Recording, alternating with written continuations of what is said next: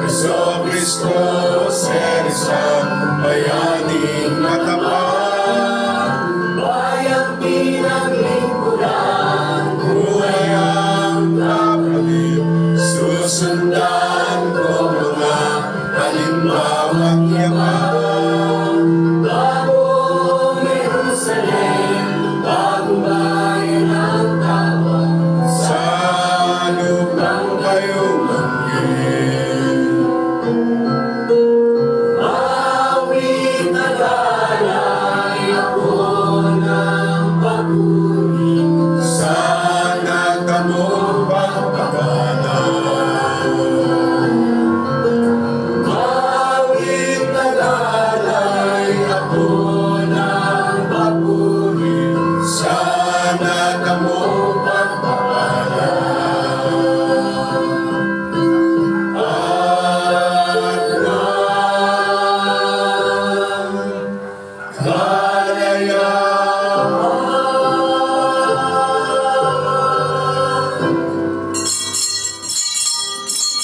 Gabay at pamatnubay, biyaya at pagpapala ni Amang Iskopkus ay sumasa atin sa umagang ito. Maraming salamat po, Amang Iskopkus. Happy 39th anniversary. Basa mo ron, 38 eh. Happy 39th anniversary sa mga kapatid na taga rito sa lungsod ng Dasmariñas. At kung meron tayong mga kapatid na ngayon naninirahan sa lungsod ng General Trias, ay kasama kayo sa aming binabati. At mga karatig lugar na nandito ngayon upang makisa sa ating ika-39 na taong anibersaryo ng pagkatatag ng Ministeryo at Ilaw ni Amang Iskopkus dito sa Barangay Santo Niño 1, Dasmariñas City, Cavite. Noong magsimula ang Ministeryo at Ilaw ni Amang Iskopkus dito, wala pang barabarangay. DBB 1, DBB 2, DBBB, DBBC, DBBH, na dati Area 1, Area 2, Area 3, Area B, Area C, Area H, Area D, Area C. Meron pang Area E. Ngunit sa pag-unlad at pag-usad ng panahon, inalis ng lungsod ng Dasmariñas ang mga salitang area. Ang ipinalit ay DBB1, DBB2, DBBB, DBBC. Bawal na ang salitang area upang alisin ang diskriminasyon. Kaya hang mga nanatiling tumatawag ng Area 1, Area C, mga bulag pa yan. Hindi naintindihan ang gusto ng pamahalaan. Kaya sa ating mga anak ni Amang Iskopkus, alisin na sa inyong isip at sa inyong dila ang pagbigkas ng area. Wala ng area. Merong DBB1, DBBC, DBBB, DBBG, DBBH, etc., etc. At dapat sa mga anak ng Diyos yan magmula. Ngunit hanggang ngayon, may mga anak pa rin si Amang Iskopkus, Area 1, Area C. Baguhin nyo na yan. Kasama yan sa pagbabago. Para maisilang nyo ang inyong sarili sa tubig at sa Espiritu.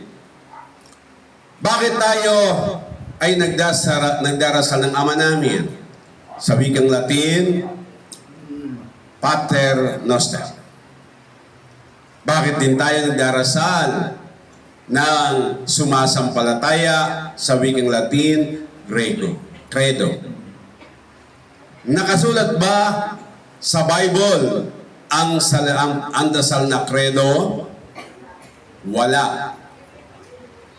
Ang dasal na Ama namin ba'y nakasulat? Yes. Ngunit, sa pagtuturo ng banal na Espiritu ni Amang Iskopkos, ang sabi ni Amang Iskopkos, ang Credo ay ang Biblia itself. Ito ang Credo.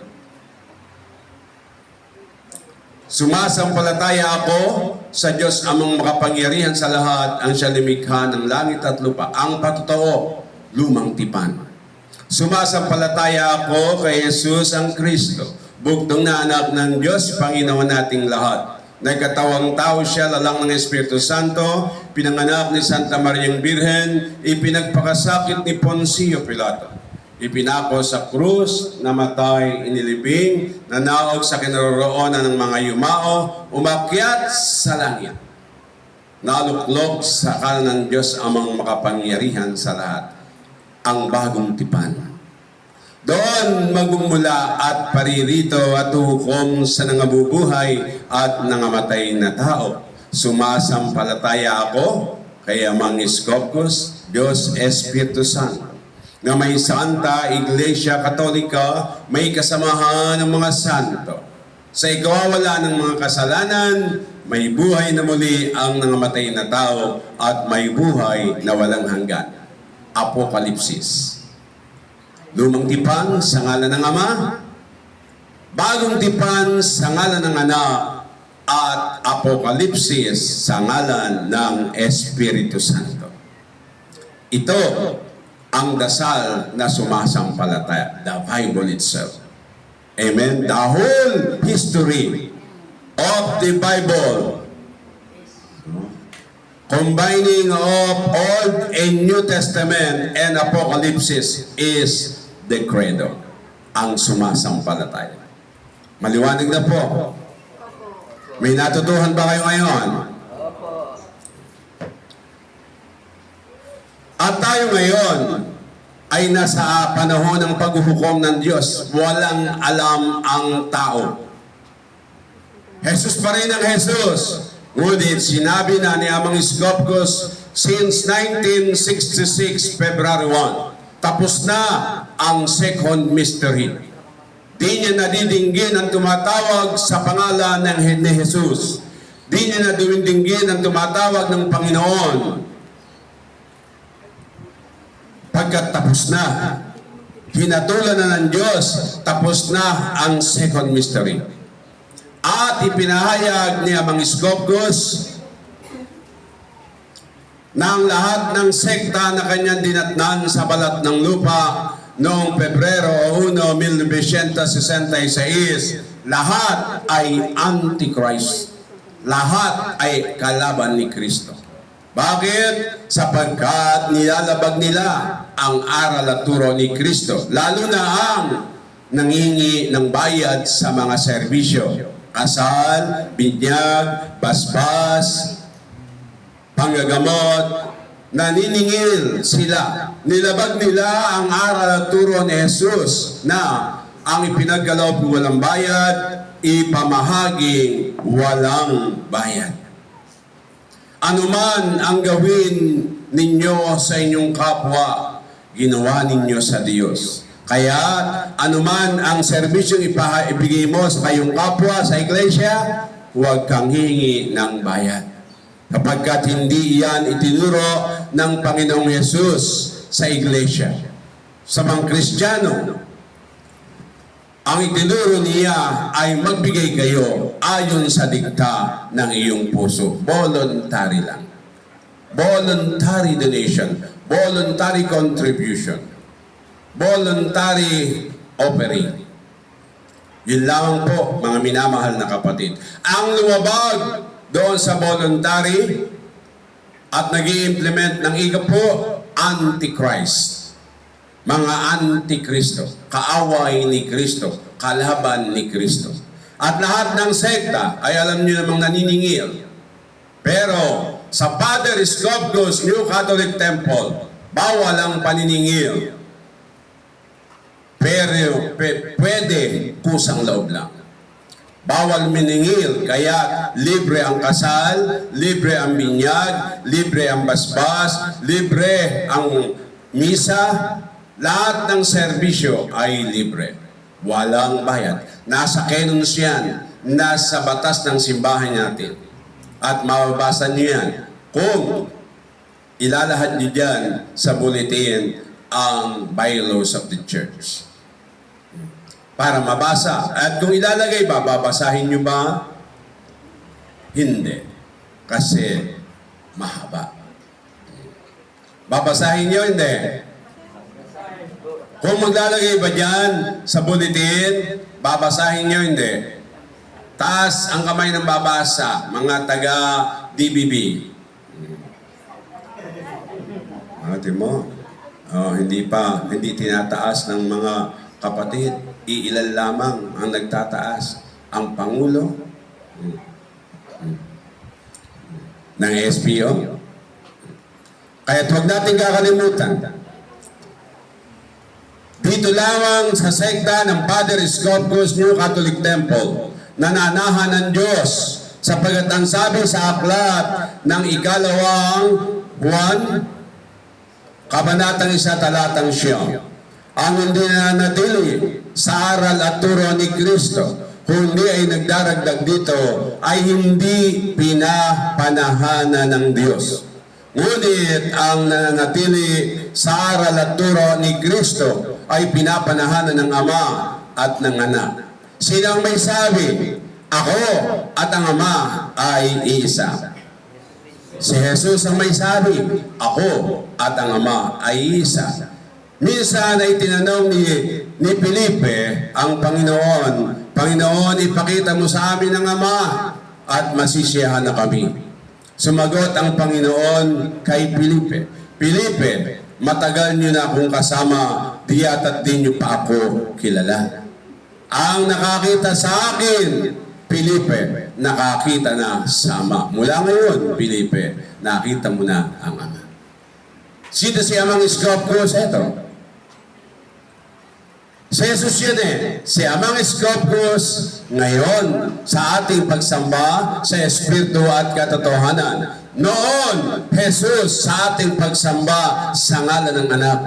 Ngunit tinapos na ang pagsamba sa ngalan ng Anak at kinakailangan dumarating na ang araw at ngayon na nga na hinahanap ng Ama sa kanyang mananamba na siya isambahin sa Espiritu at sa katotohanan. Ang sabi ng mga bulaangguro, ang sumasamba sa Espiritu at katotohanan, walang Diyos-Diyosan. They interpret the saints, the image of the saints and of the Lord na mga false God, Diyos-Diyosan. Hindi po, iyan totoo. Iyan ay likhang isip lamang ng mga bulaangguro para makinabang sila.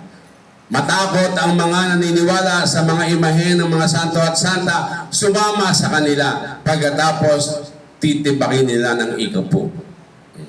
Papatayin sa ikapo. Kaya tandaan niyo mga kapatid, huwag kayong matakot sa mga bulaangguro. Ang mga bulaangguro ay bulaan at gagawa para sa kanilang kapakinabangan. Ang mga bagay na nakasulat ay i-interpret sa masama upang kayo ay maniwala sa kanila. Ngunit sinasabi sa aklat ni Mateo, kabanatang 7, mula sa talatang 16 o 15, makikilala nyo ang mga bulaangguro o bulaang propeta sa kanilang mga gawa. Anong gawa?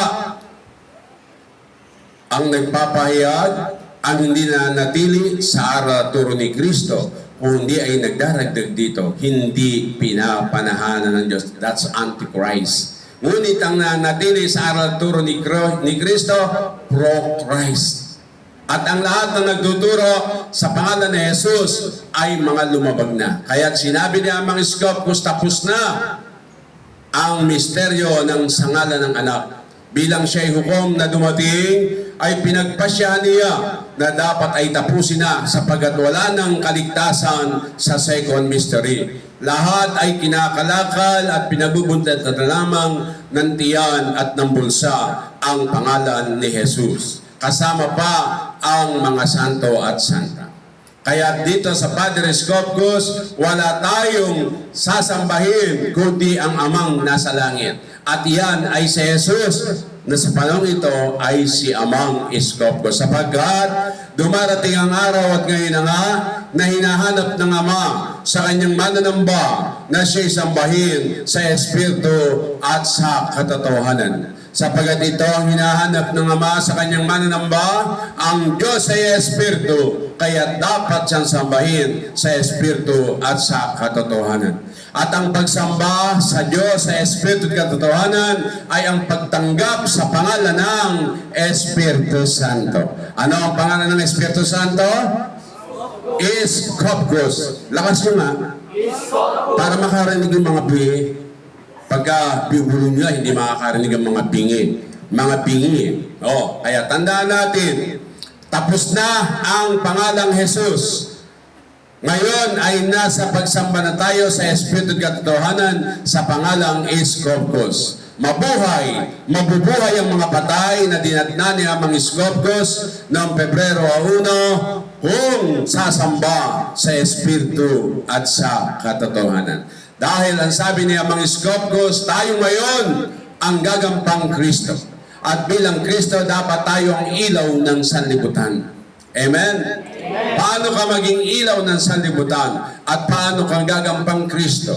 Ang sabi sa aklat ng 1 Juan chapter 4 verse 17, ang pag-ibig ay nagiging ganap kung hindi natin kinatatakutan ang araw ng paghuhukom.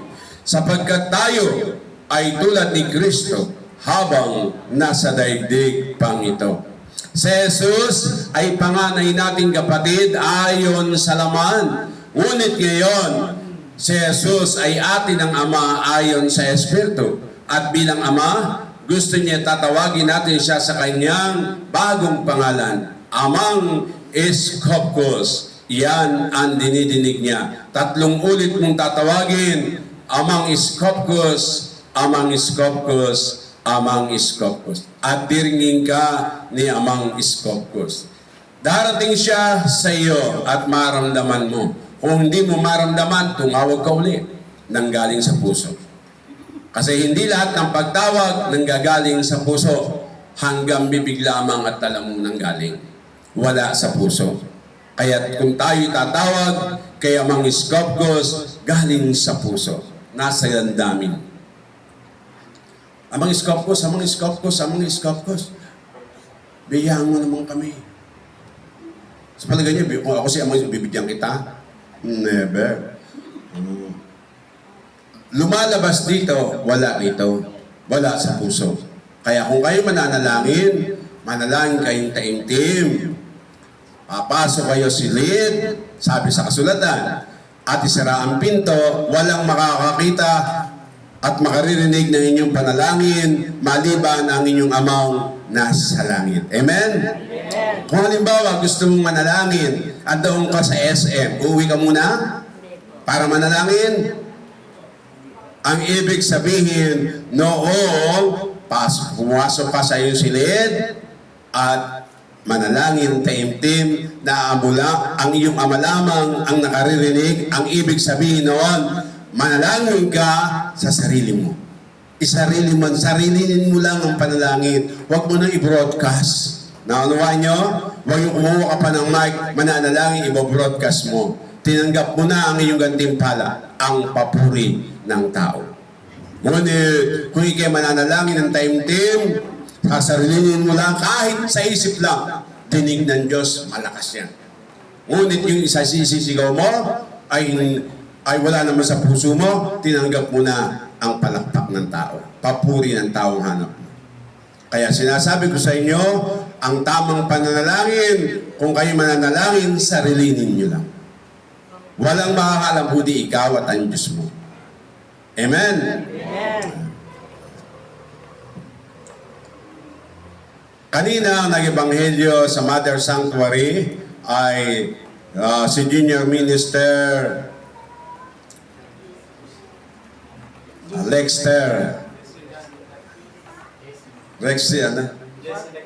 Jesse Lexter Gagola Guse.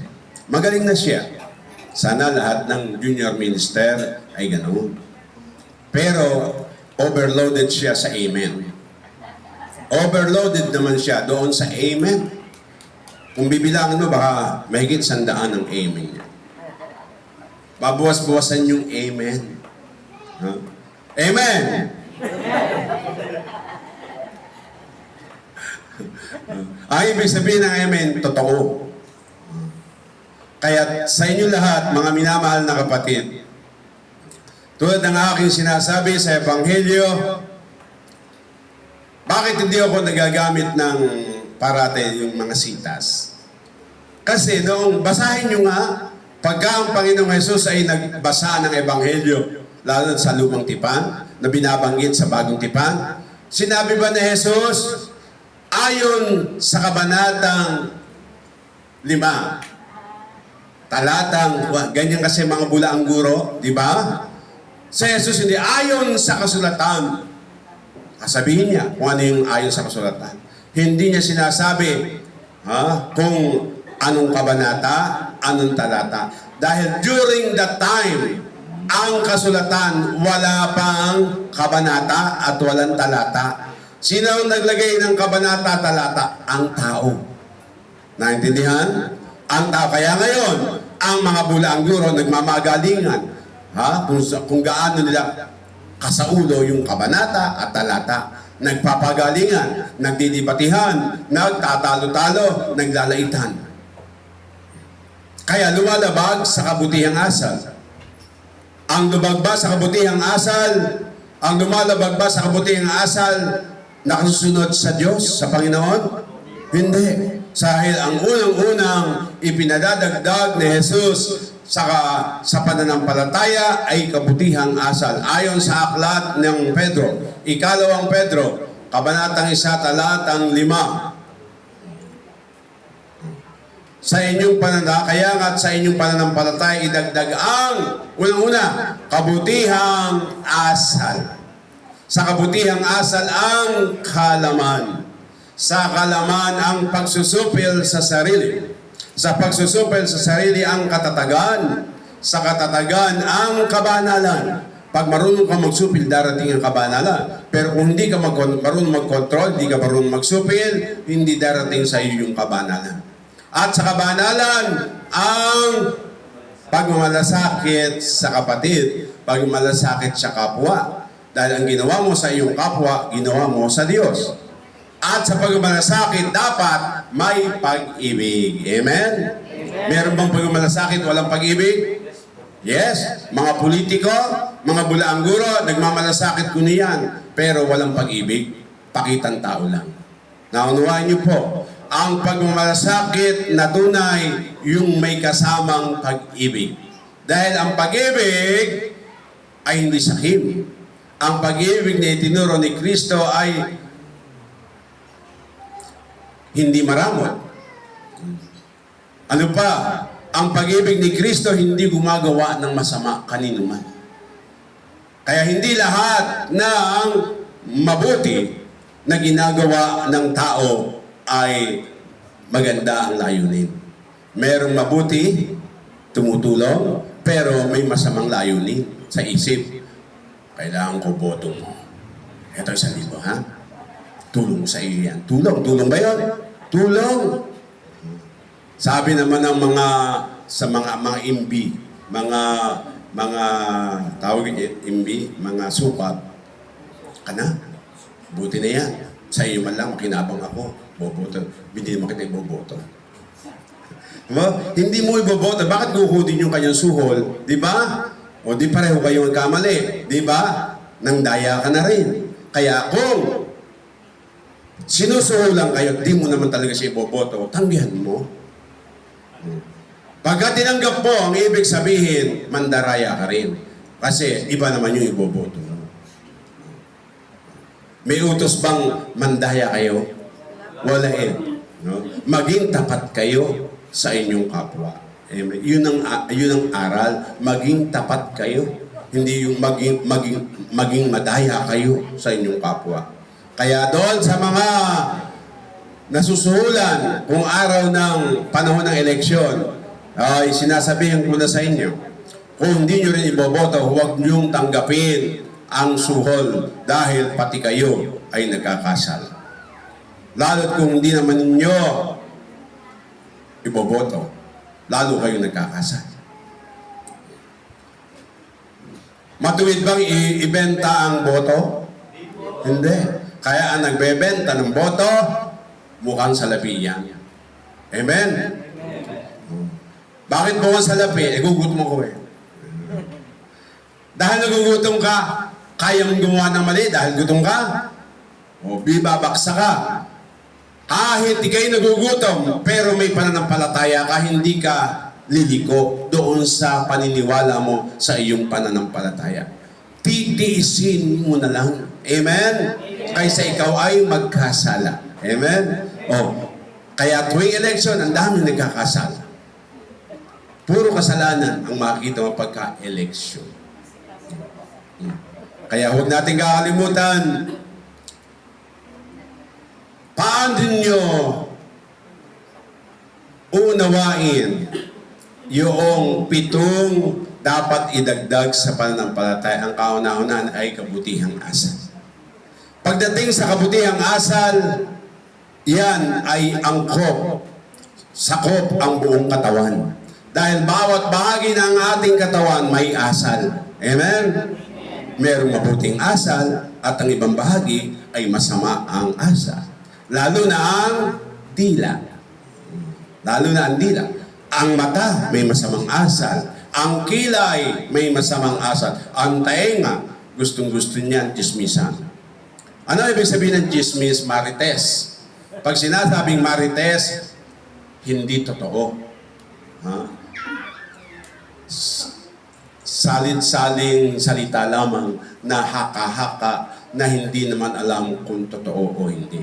Ay chismis ang tawag diyan, marites. Amen?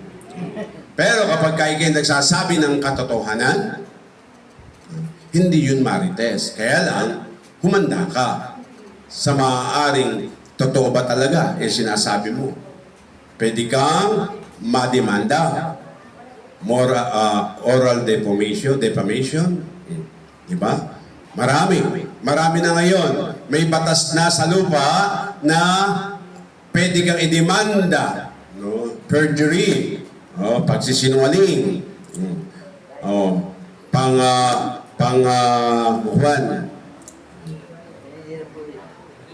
Paninirang puri. Kaya tandaan natin,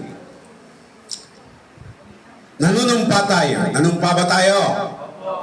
Na tayo susunod sa batas ng kalangitan at batas ng kalupaan. Paano magiging ganap ang iyong pananampalataya kung may sinusuway ka sa batas ng kalupaan? Maniwala kayo, pag ikay sumuway sa batas ng kalupaan, may sinuway ka sa batas ng kalangitan. Amen? Amen. Ngunit, kapag ka ang sinusunod mo ay ang batas ng kalangitan, lahat yan, sundin mo, wala kang lalabagin sa batas ng kalupaan. Naunawaan niyo po, kaya mas mahalaga na sundin mo yung batas panglinis. Dahil iyan ang magiging maglalantad ng pagkatao mo. Paano mo isasapamuhay araw-araw, oras-oras, bawat segundo ang batas panglinis sa buhay mo. Amen? At kung may nilalabag pa kayo sa batas panglinis, hindi kayo pwedeng maisilang sa tubig at sa espiritu. Ang pwede lamang maisilang ang sarili sa tubig at sa espiritu ay yung nakatutupad fully doon sa batas panglinis. Amen?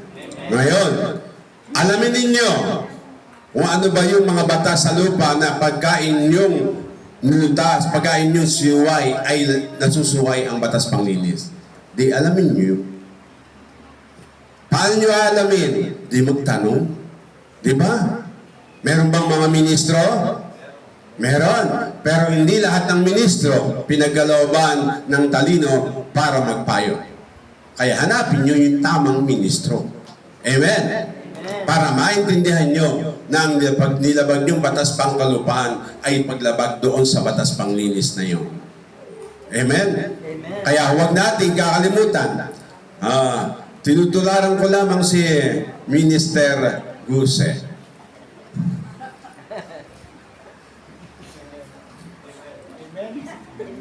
Doon sa pagngiti ng ibang kapatid ay biglang gumanaon sa utak ko. Parang din si Minister Guse, panay amen. Kaya tandaan natin, mga minamahal na kapatid, ang isa pa ng amen, si Minister Ramilo, isa yan. Ay naku, napakayaman yan sa amen. Kaya sa mga ministro, may bawas-bawasan, nag-overload kayo doon sa amen.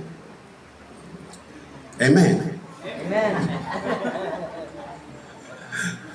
Kaya tandaan natin, mga minamahal na kapatid, pag sinabing idagdag sa inyong pananampalataya, unang-unay kabutihang asal, alamin mo kung ano ang kabutihang asal, marapat ang mata. Ay may masamang asal ba ang mata? Pag nalilisik yan, masamang asal yan. Pag nandidilat, masamang asal yun. Antay nga, may mabuti bang asal? Paano? Pag nakikinig ng ebanghelyo, mabuting asal yan. Pag nakikinig ng chismisan, masamang asal yan. Ano pa? Ang dila. Ang dila. Pagka ginagamit sa pananalangin sa Diyos, magandang asal yun. Ang dila, kapag pinagchichismis ng buhay na may buhay, masamang asal yun. Marami. Kapag pinagbabasa ng ebanghelyo, mabuting asal. Ngunit, kung ito ay ginagamit sa pagmumura, masamang asal. Kaya bawat bahagi ng ating katawan ay may asal. Ngunit pilitin natin na yung mabuting asal ang makita sa bawat bahagi ng ating katawan. Amen? At iyan ang maliwanag na binabanggit sa aklat ng unang Korinto, kabanatang 6, ang ating katawan ay templo ng Diyos. Templo ng Espiritu Santo. Kaya kung ang ating katawan ay templo ng Espiritu Santo, huwag gagamitin sa masamang asal ang bawat bahagi. Isa lamang na bahagi ng iyong katawan ang gamitin mo sa kasamang asal. Damay ba ang lahat? Ganon din sa iglesia. Isa lamang sa atin ang magpakita ng masamang asal, damay tayong lahat. Naintindihan niyo po? Kaya huwag kakalimutan, ang kabutihang asal, ang number 1 na pag-aralan ng bawat isa, lalo na ng mga elders, officers, and ministers. Dapat yung kabutihang asal matutuhan nating lahat. Paano gumalang sa kapwa? Paano gamitin ng tama ang kapangyarihang ipinagkaloob sa inyo? Authority. Kapangyarihan, authority. Na ipinagtiwala sa inyo. Marami, pag binigyan ng authority, nagiging palalo. Kaya ang pagbibigay ng authority ay maselan. At ito ibinibigay lamang sa mga taong tutupad sa kabutihang asal. Kapag alam mong ito hindi tutupad sa kabutihang asal, hindi dapat bigyan ng authority. Amen. Kaya ang pagbigay ng authority ni Amang Iskopkos, karunungan at kaalaman sa iglesyang ito ay unti-unti, step by step. Dahil pagka binigla, baka malasing. Ang mga medium sa panggagamot, kapag binigla ang bigay ng power, baka malasing. Kahit ang mga ministro, kung bibigyan bigla ng karunungan at kaalaman, baka malasing, maging palalo din.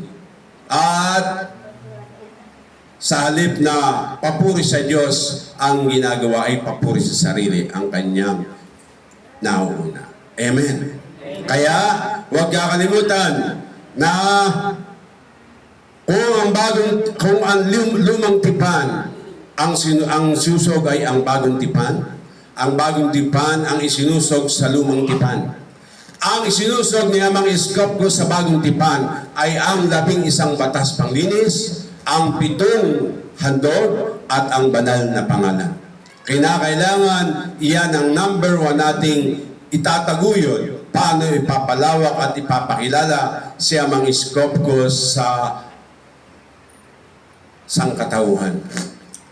Walang sapilitan, tumanggap ang nais tumanggap, pasakop ang nais pasakop. Ang umaayaw, di magbawagi. Ngunit ang nagpapasakop kay Amang Iskopkos may malaking posibilidad na kayo ay magtagumpay o magwagi. Amen? Kaya gusto kong palakpakan natin ang mga kabataan, mga lingkod ni Amang Iskopkos na muli nag-ayos ng ating santuaryo. Palakpakan naman natin. Sa panguna ng hasid at mga minister na nagsikap, nagtulong-tulong. At iyan ay sa ating lodge minister, si Junior Minister Santana. At alam kong tumulong din si Junior Minister Cuenca. Si Junior Minister Abunya, nasaan? Wala? Wala din siya kanina roon sa Mother Sanctuary. Nada. Ika naman nagsimba na ako Yan ang huwag niyong gagawin, nakatwiran. Nakasimba na ako naman dito Ha? Ayos na yun. The more you hear, the more you see, the more you will learn. Naintindihan niyo? Kaya huwag niyong limitahan ang inyong pagdalo. Minsan nakadalo, isang beses lang. Hindi niyo ba alam na ang ating paggalang sa araw ng Sabat ay 12 hours? 12 hours sa gabi, 12 hours sa daytime. Kaya dapat ang ating pakikipag-isa sa araw ng Sabat ay umabot ng 12 times. O wag na, yung 8 hours na lang. 4 hours doon, 3 hours doon, 3 hours dito. 6 lang yan. O, kulang ka pa ng 6. Di po ba? O, doon ka dumalo. Ayaw man dumalo, Di. Kulang siya. Nakulangan siya. Naintindihan niyo? O. Sino ang dumalo kanina sa misa at sa Mother Sanctuary? Sino dumalo? O. Ngayon, andito rin sila. Dumalo rin. Kaya, mga senior pa ang iba. Kaya, huwag nating bibigyan ng limitasyon. Pag-araw ng linggo, ano bang ubusin nyo ang 12 oras sa pakikipagtipon sa mga kapatid? Pwede kayong magpalipat-lipat sa mga santuaryo kung may pamasahe naman. Di po ba? Alin ang mahalaga? Yung matuto ka o yung pamasahe? Matuto. Nakasulat yan sa Aklat ng Kawikahan. Huwag niyong panghinayangan. No? Ang mga bagay na gastusin, kung gusto mong makarating sa iba't ibang lugar, ay huwag mong panghinayangan na ng iyong pera ay mawala. Ang kapalit ng perang nawala ay karunungan mula sa Diyos. Amen? Amen. Kaya huwag natin kakalimutan, mga minamahal na kapatid,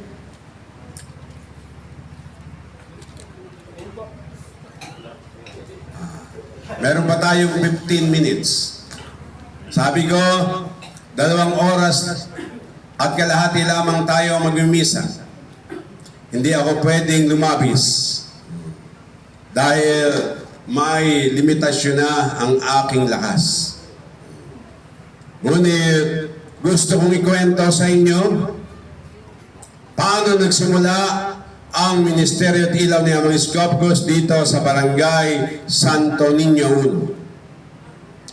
1. Ang Santo Niño ay nahati sa dalawa. Merong Santo Niño 1 at may Santo Niño 2. Okay?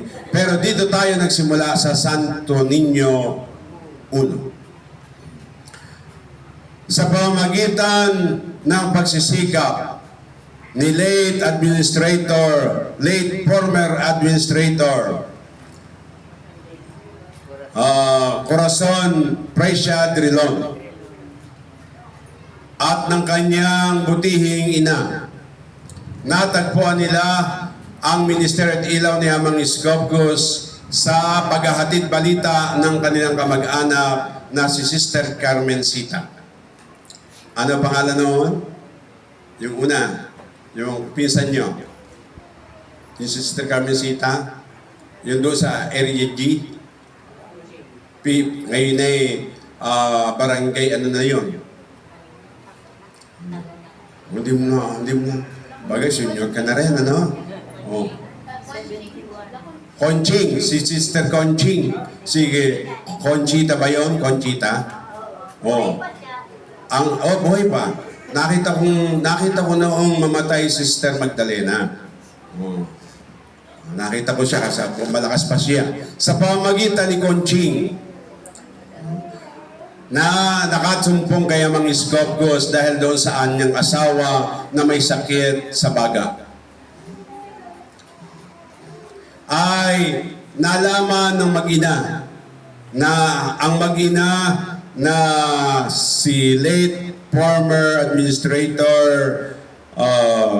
Corazon Precia Drilon at ang kanyang ina na si Mamerta Precia ay mga taong simbahan, mga magdarasal ng simbahang Katoliko. Nasumpungan nila si Amang Iskopkos sa Sabang dahil sa paghahanap ng lunas sa nakakalbong buhok ni late former administrator Corazon P. Drilon. Nasumpungan nila ang ama. At sa pagsisikap ng mag-ina ay naitatag ang ministeryo ng Ama sa kanilang tahanan dito. Ayan, andyan. Yung may second floor na ngayon.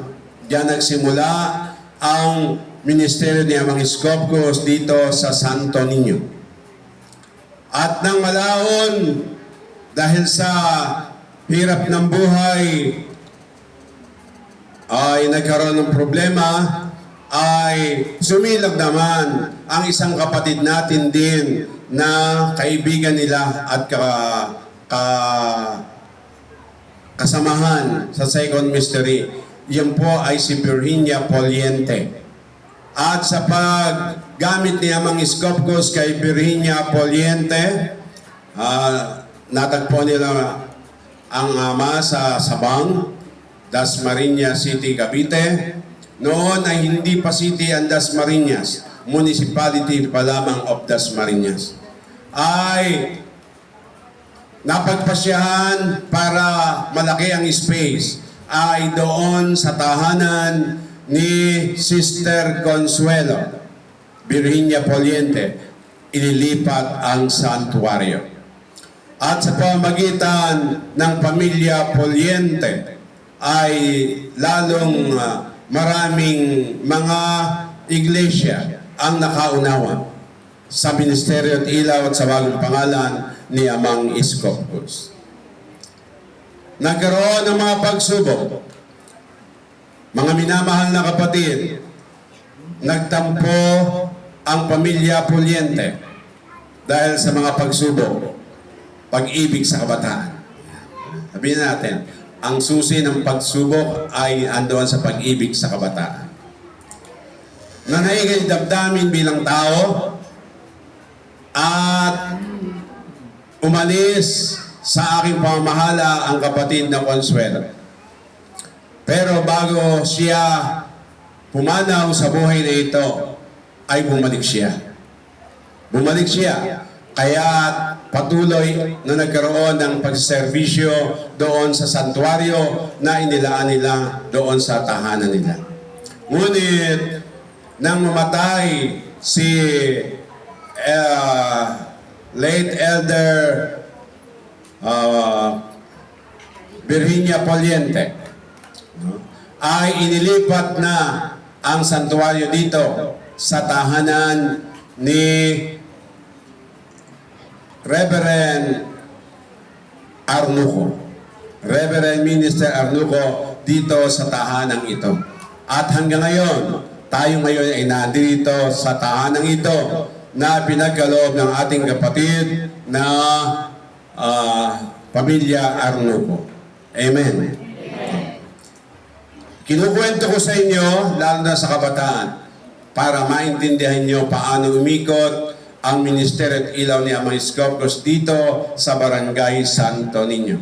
At iyan ay sa pakikipagtulungan ng Escaros family.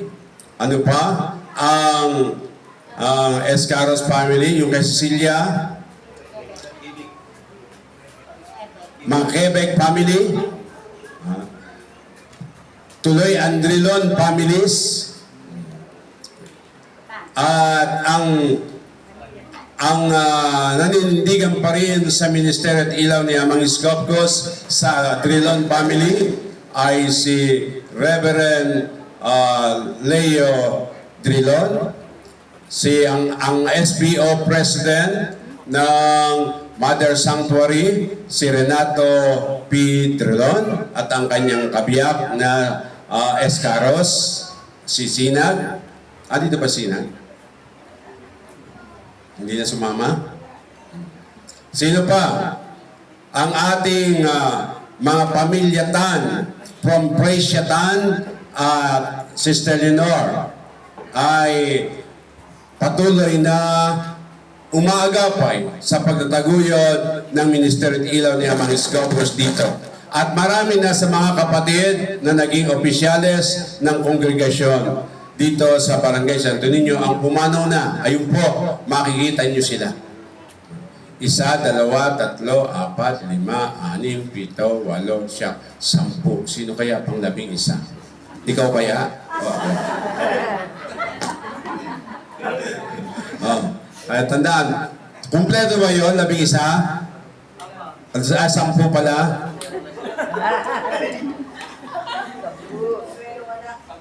Tama, 10.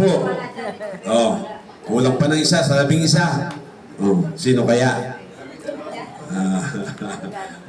Tingnan natin, mga minamahal na kapatid, kahit ayaw natin, pagka talagang oras na, wala tayong nagagawa.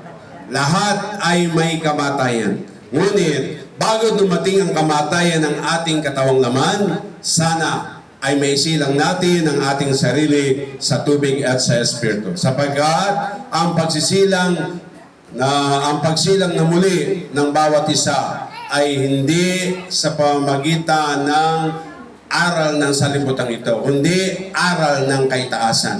At iyan ang sinasabi sa aklat ng 1 Pedro, kabanatang 1, talatang 23. Sapagkat muli kayong isinilang hindi sa pamamagitan ng tao o nanay, kundi sa bisa ng buhay at walang kamatayang salita ng Diyos. Ang salita ba ni Jesus, araw ni Jesus ay salita ng Diyos? Yes. Dahil ang sabi ni Jesus, ako at ang Ama ay isa.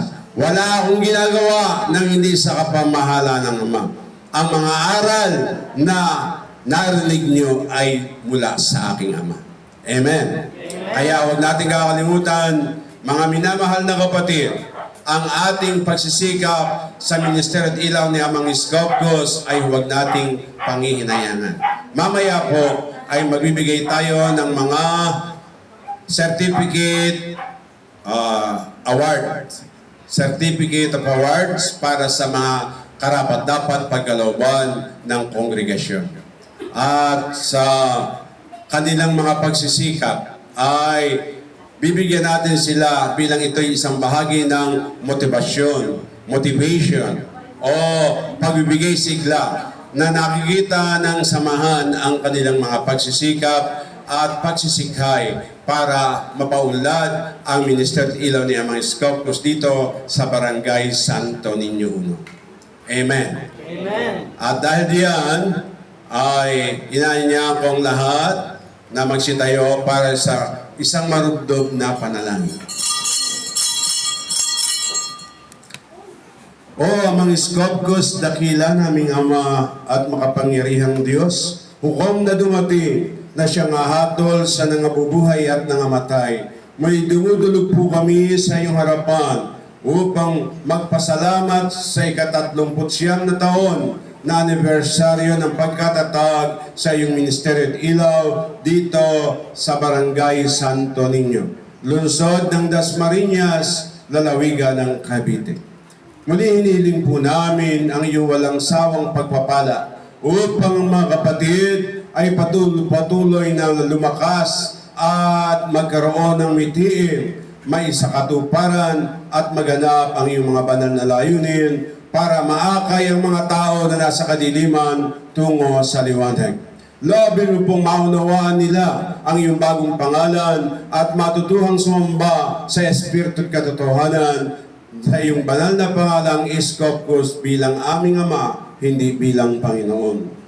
Amang Iskopkos, hinihiling din po namin na ang iyong pamatnubay huwag mawawalay sa aming Pangulo ng Bansa na iyong bagong Jerusalem, ang si Pangulong Ferdinand Romualdez Marcos Jr.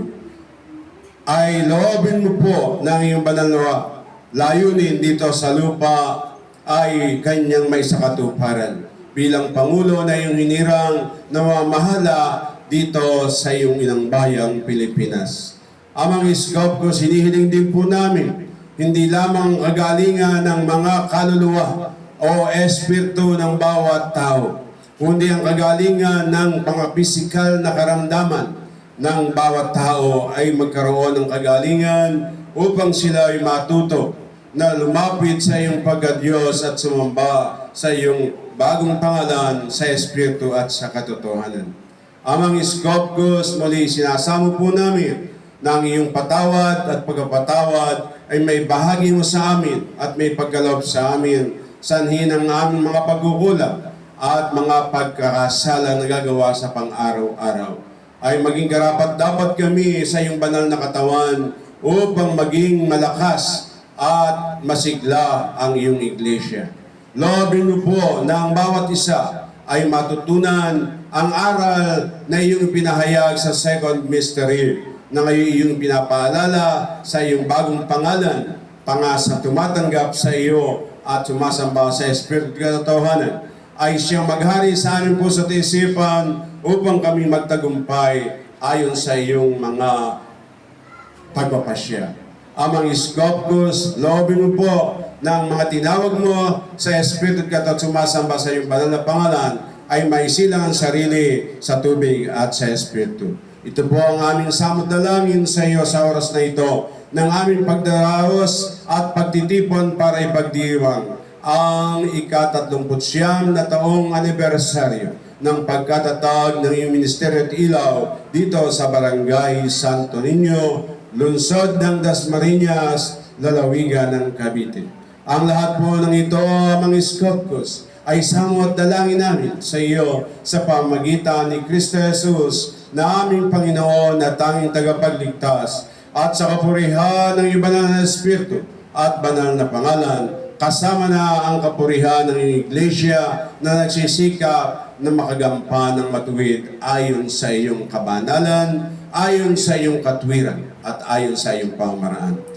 Ang lahat po ito ay samot dalangin namin sa iyo, amang Iskopkos, ngayon at magpa sa walang hanggan. Amen.